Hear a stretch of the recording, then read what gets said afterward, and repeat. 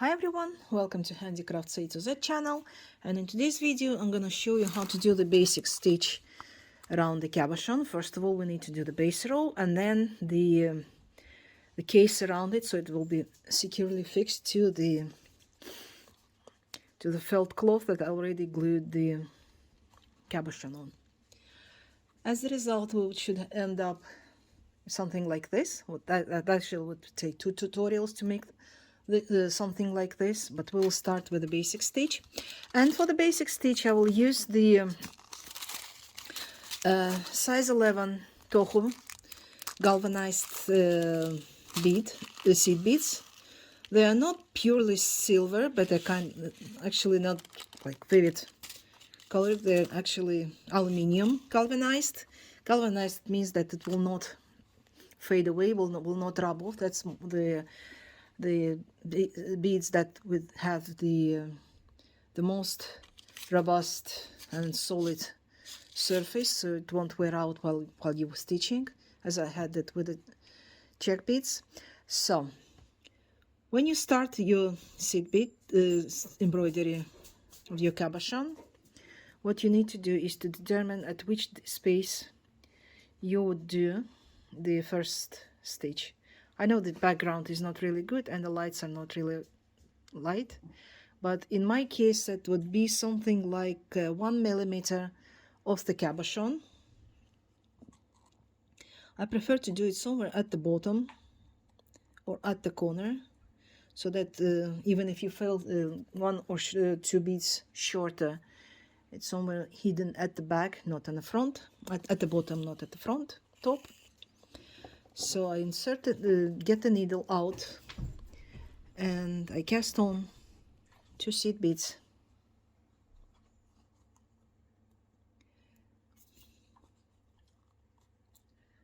And I place it just to make sure where I get it, as tight, as close to the point where we had the thread going out. And then I insert the seed bead. This is actually the backstitch technique, so you're familiar with the embroidery, general embroidery, or even sewing. You can do the backstitch easily. And I insert the thread between these 2 beads that I have just applied, stitched to the surface, and I get out of the second one. Let's put it this way so you can see. There's also the method called couching, but I don't use it on the base row around the cabochon, because this is actually where your cabochon will be held. So you want your base row to be stitched as close, as solid to the felt cloth as possible. And again, I return back between 2 seed beads.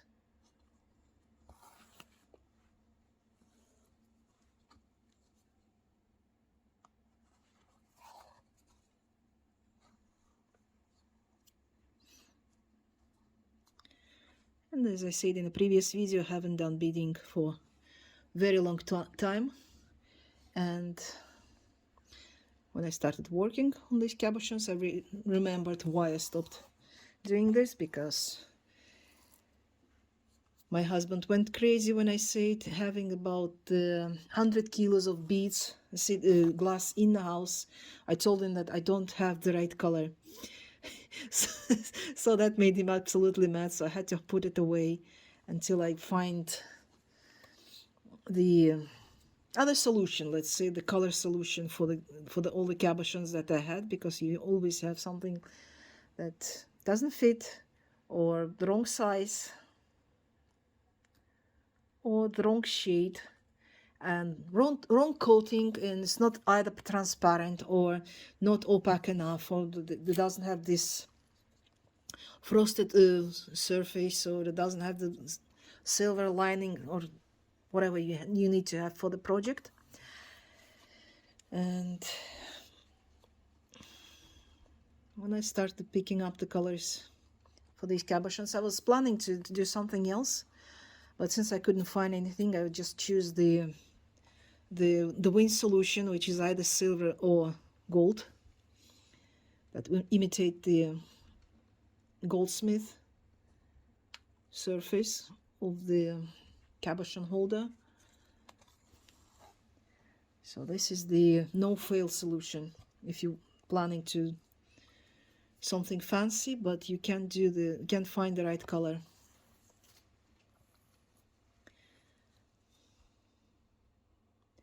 So here we go. We're doing the base row.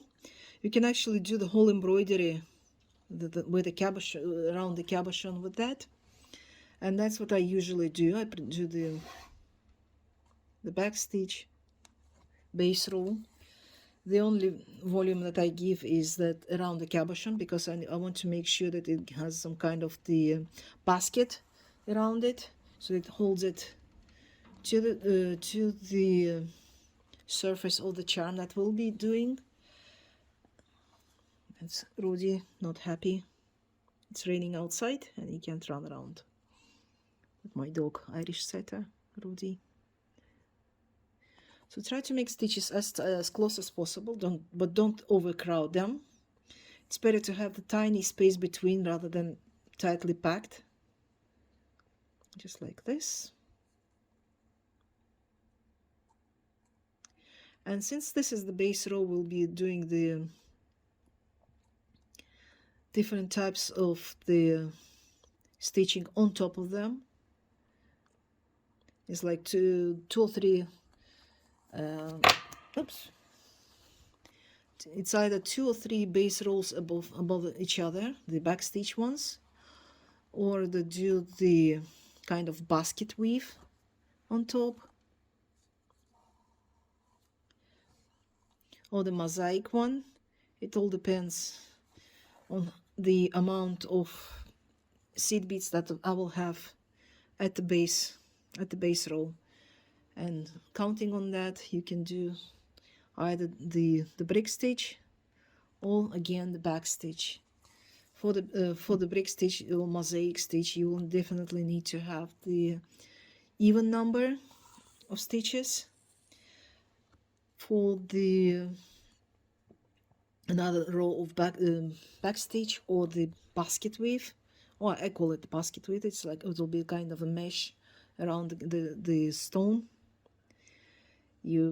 Doesn't really matter as far as you, especially for this basket thing around the cabochon, as far as the number of seeds at the base matches the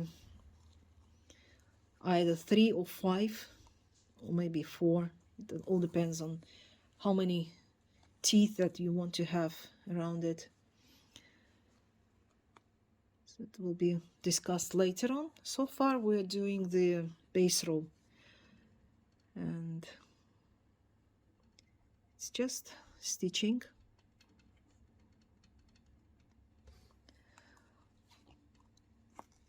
Always, well, before you get experienced enough, always place the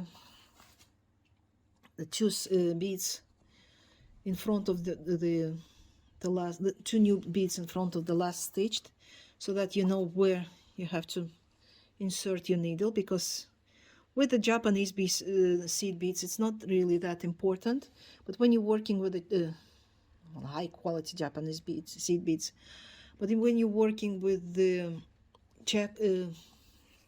especially the old ones, the old seed beads made in Czechia, and some cheap low quality seed beads, you have to be sure that you have, and I've got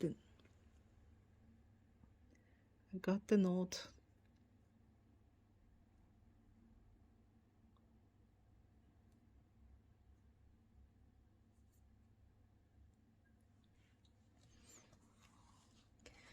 There are sometimes the different shapes and width, so you either carefully pick up those that are actually the same size, or make sure you space them. When I'll do the embroidery around it, I will show you the difference on on the check beads.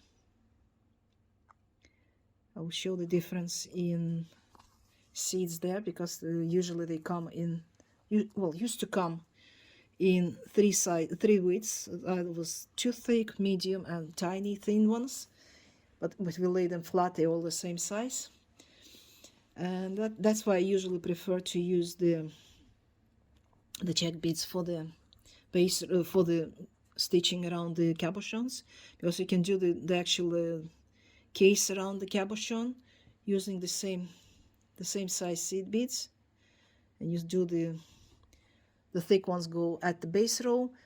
Since we got the cabochon is kind of has a bit of curve, you do the thick ones at the top, thinner one at the at the base. We got the thick ones, medium size in the middle, and then when you do the final third stitch, even though we got the same number of stitches around, it will create the kind of it pulls all the case together, and the cabochon is really fit nice and firm. In case with the Toho and Miyuki, you have to have 3 different sizes to get the same effect. And as I'm talking too much, I guess that's the minus of getting used to streams, when you feel the air with your chat. So I'll continue sharing life hacks and some jokes about beading.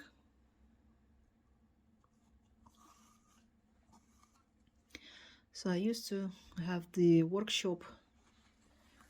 I was running a workshop since for 3 years, and then I drifted away from crafts to programming. Then I came back, and since I stuck in the isolation in the summer house, I decided to dedicate myself back to crafting. Since I don't have to pay for the rent, got the house full of beads, and my husband doesn't see it. So I got different corners and storages and garage filled up with boxes with beads.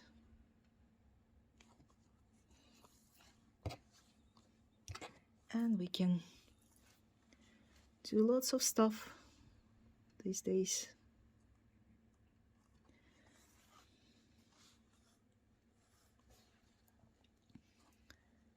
And in case if you're fed up with embroidery, both temari and beads, in 3 weeks time I'll get my carpet loom out. I already found a space for it,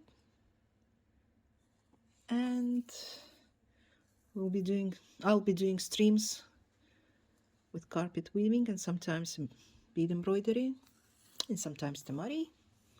So I'll have plenty of choices for streams after the 24th of April.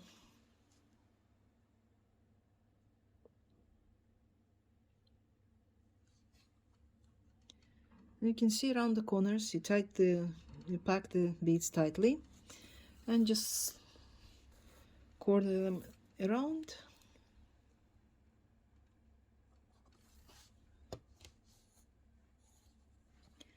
And that would be it. I leave the hole in the middle because that will be the stack stitch when I'll do the filling around the cabochon. I'll find the matching color, probably either this or this one, to fill the hole, so it will kind of blend in with the stone surface. Or I will make the little hood around it. Depends on how close the case will be around. You know, you never know what the finished result will be, because I pretend to follow what the stone says, the cabochon itself, But sometimes I start the project as the one with one idea or one color pattern, and end up with absolutely something different, because the stone itself tells absolutely different stories. Just like, for example, with that green one that I showed earlier. This is actually the fifth one that I'm making, and every time, even though it's the same color, the same batch that I bought those cabochons, every single one of them turned out different, because I had to replace the color, the beads for the base, or the beads for the filling around. Those are the different colors, different sizes, and different mesh that I was doing around the cabochon. Once it was the final touch, that will be in the future when I follow with you with all the stages of bead embroidery. I will show you the different versions of everything, just as I follow with what the beads, the stone itself says.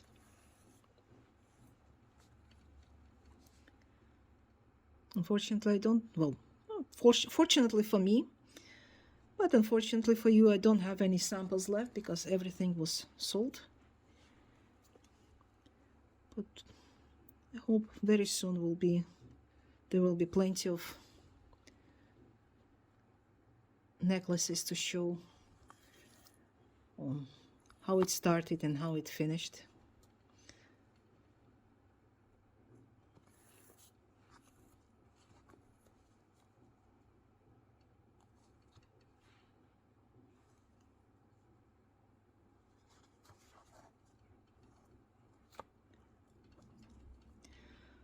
Well, I guess I'll have to stop filming now, because it will take me another 15 minutes to go around the stone. And when I finish, I'll get to the last bead, and I'll show you how to finish with that one. Now the row is almost over. I've got two more stitches left to do, and I just hope that I can fit. Now I was really hoping for the mosaic stitch, but no, there's only thing I can fit is only one bead here. Now that means the number is odd, and that means either the basket or the backstitch again. There's only one stitch, the thread left here, and to finish this I insert thread into the last one,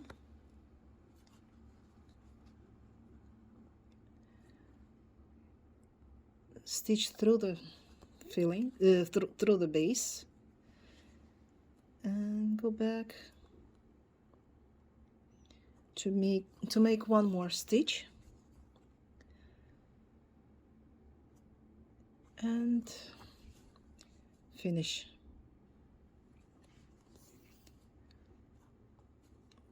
So it goes like this. So we've got the base row ready to do the rest of the case around the cabochon, and that will be in the next tutorial. Thanks for watching. Bye.